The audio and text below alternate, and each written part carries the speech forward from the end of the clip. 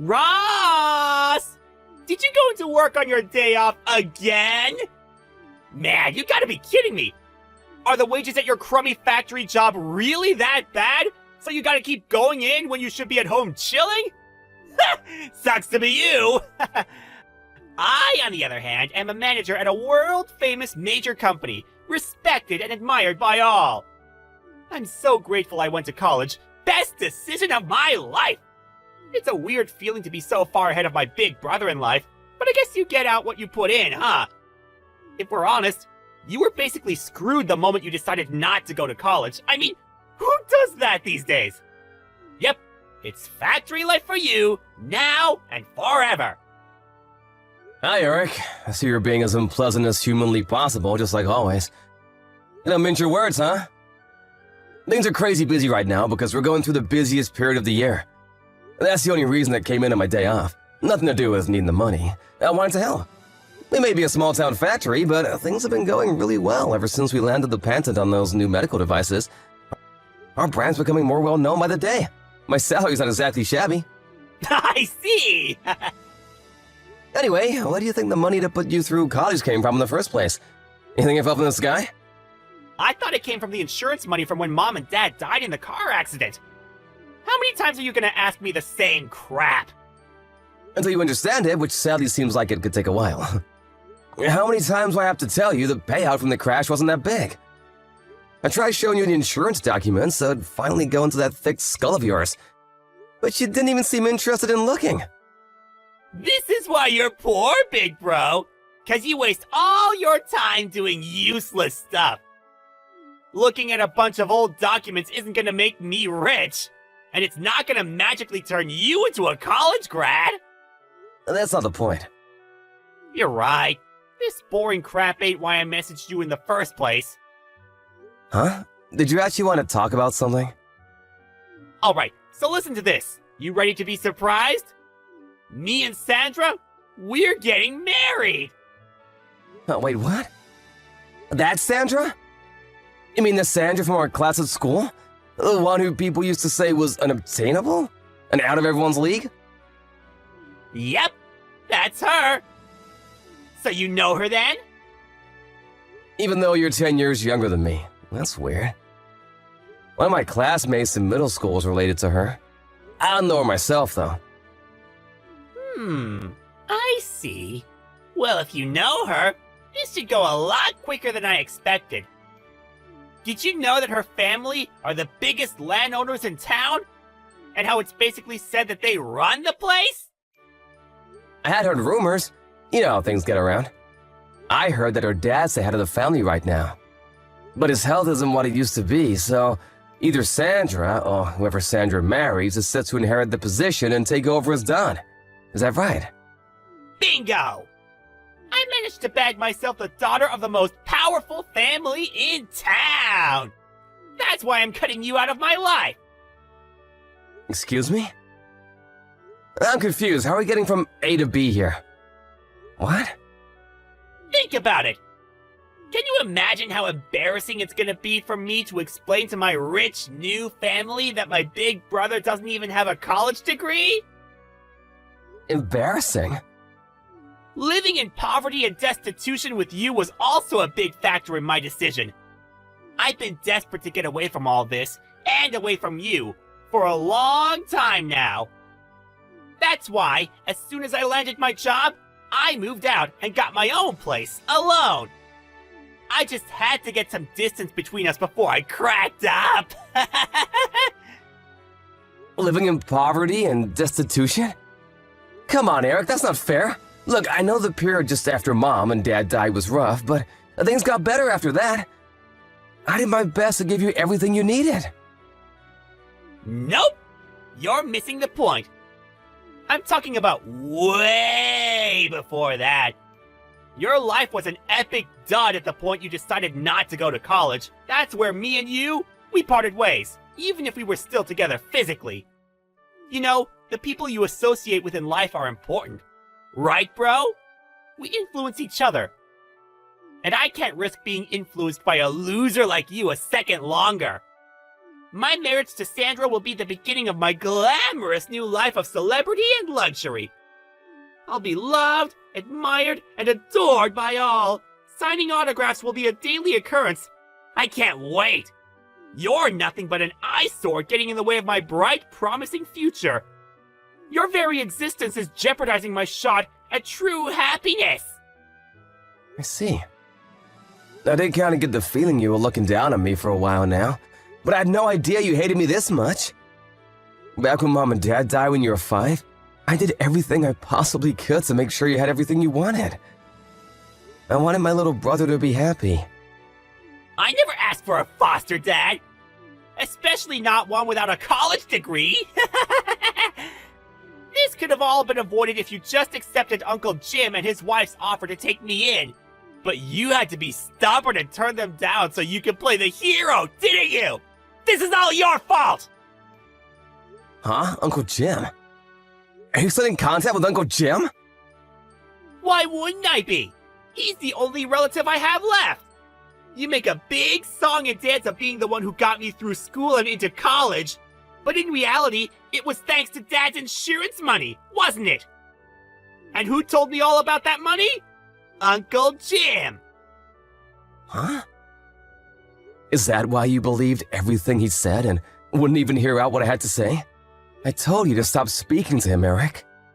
All he's ever done is fill your head with convenient lies so he could manipulate you in his own ends when you grew up. How can't you see what he's doing? That's why I refused his offer of taking you in. It was never about caring about you or wanting what was best for you. He's a greedy man whose only goal in life is lining his own pockets. You can say whatever you want. Pretty convenient how he's not here to defend himself, isn't it? It ain't gonna work with me, so you may as well stop wasting your breath. I see. There was one more thing I wanted to discuss with you about where we go from here. But if you won't listen to a word I've got to say, it's probably a waste of time. Thank God you understand! It's not just me who thinks so. Uncle Jim said that I'd be better off if I ignored 99.999% of what you said to me. 'Cause apparently you're a pathological liar! Now I'm set to marry into major wealth. I have literally zero need for you.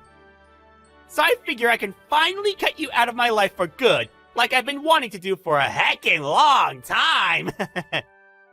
Fine, I get it. Goodbye. Disappear from my life forever, you poverty-stricken loser!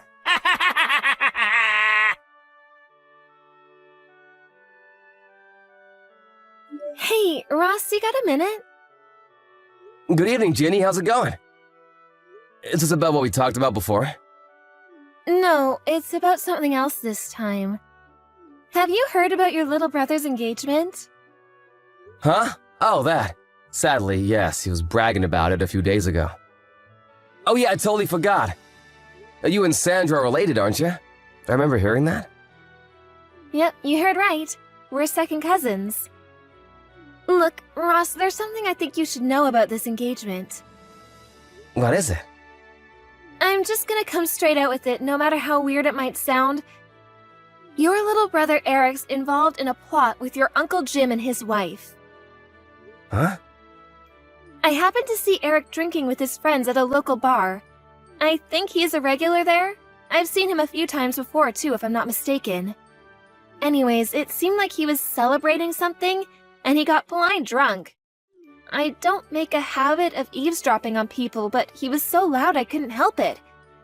He said some things. I want to tell you everything, but I'd rather do it in person. Can we schedule a meet sometime? You're free tomorrow afternoon? Yeah, it's my day off tomorrow. I'll leave the time and place to you. Alright, thanks, Ross. I'll message you tonight with the details as soon as I've decided on somewhere. Got it. Thanks for taking the time to meet today, Ross. Not at all. I should be the one thanking you. I'm so sorry for all the trouble my brother and uncle have caused you. You haven't done anything wrong, Ross. You don't need to apologize to me. But as for the matter at hand, It seems like the Three Stooges are preparing to put their little plan into action soon. Right. I'm gonna stick to my guns and keep my distance from them, just like I declared back then. There's nothing to gain from associating with people like that. Good idea. And I couldn't agree more. They're toxic through and through. I think it's for the best. That means we're gonna be speeding up that thing we discussed earlier, okay? Okay, got it. I'll make my preparations for moving ASAP. Ross! You know something about this, don't you? Answer me! What do you want, Eric? I'm pretty sure I remember you cutting me out of your life. Why are you messaging me? I don't give a crap about that! Don't dodge the question, you chump! My fiancé dumped me because of you! Huh? You mean marriage with Sandra's off the table now? That's what I said, isn't it? Ah! I know you know something about this! Come out with it now! What did you do? Well, you knew it was a tradition in her family for daughters to get their whole inheritance when they marry, right? I wonder if her dumping you had something to do with finding out she had your sights on her money. What? Or could it be something to do with how you, Uncle Jim and his wife were all conspiring behind their backs? To use her money to prop up Uncle Jim's failing company? He's been in the red for years now. Everyone knows he's been desperate for someone to bail him out for ages. You realized from an early stage that if you could just worm your way into Sandra's family line of succession like the honorless slug you are, you'd have a shot at that money, right? Wait, how did you? They all seem pretty likely candidates as to why you're all alone. What do you think? What do I think? I think you're gonna pay for this, you big idiot! Ah! Anyway, Sandra was gonna be my wife! What the hell does what I was gonna do with her money have to do with anyone else? Nothing! It would have been my property the moment we tied the knot! And there we have it, your true intentions. Huh? Or your true nature, I should say. I can't help but feel some responsibility for what a reprehensible scumbag you turned into. Given I played a pretty major role in bringing you up since you were 5. Where did I go wrong? Get off your high horse! I don't remember you being my dad! You're just some poverty-stricken loser who never gave me any money! You have no idea, huh?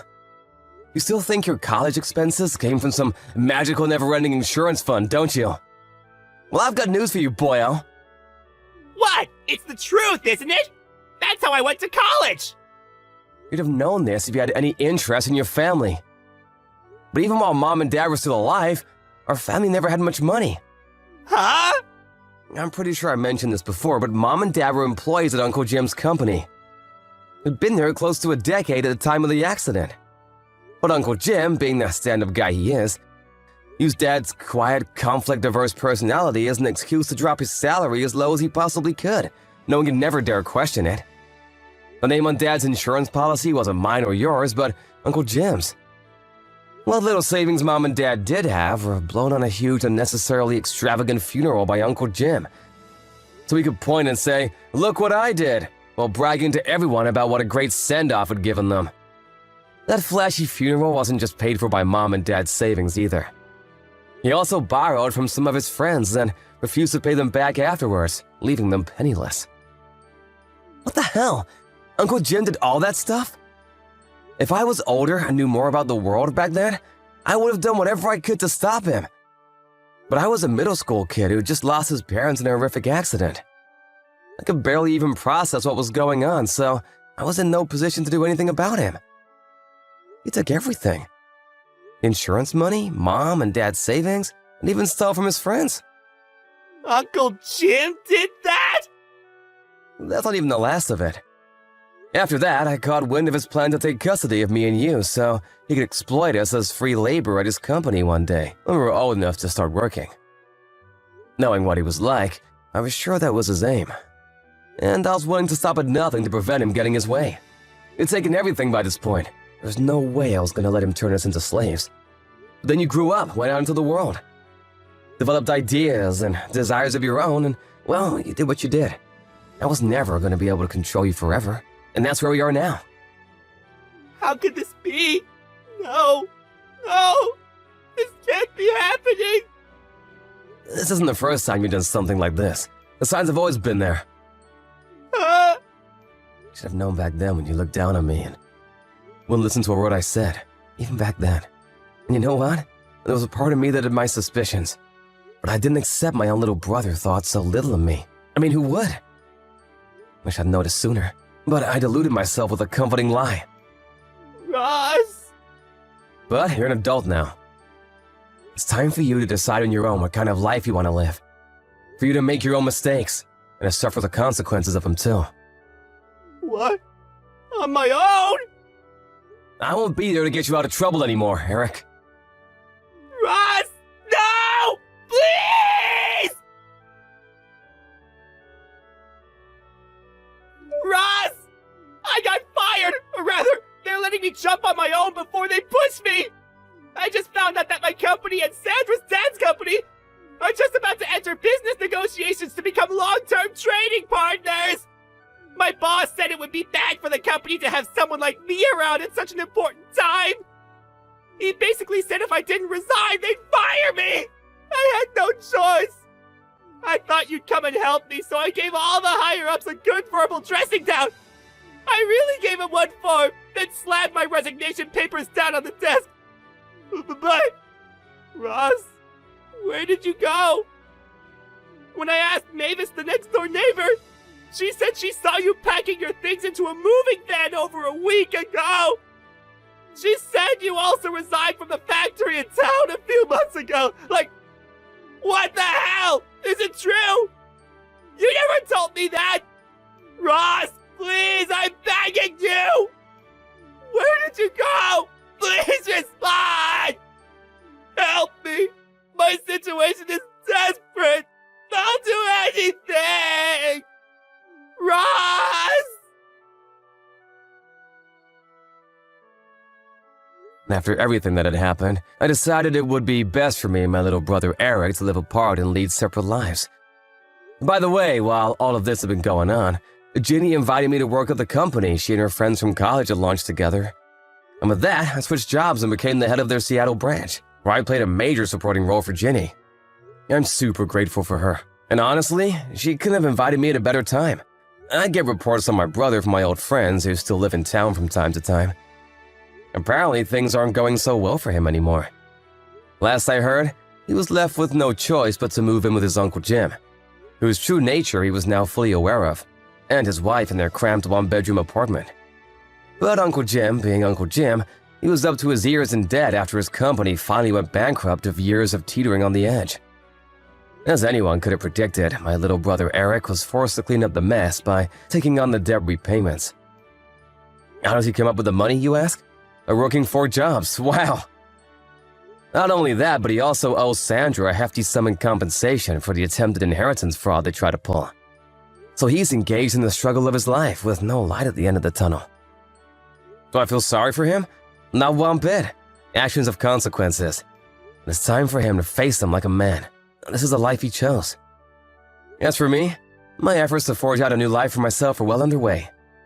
And I plan to apply forethought and moderation in all things. I'll never be an Eric. And you shouldn't either.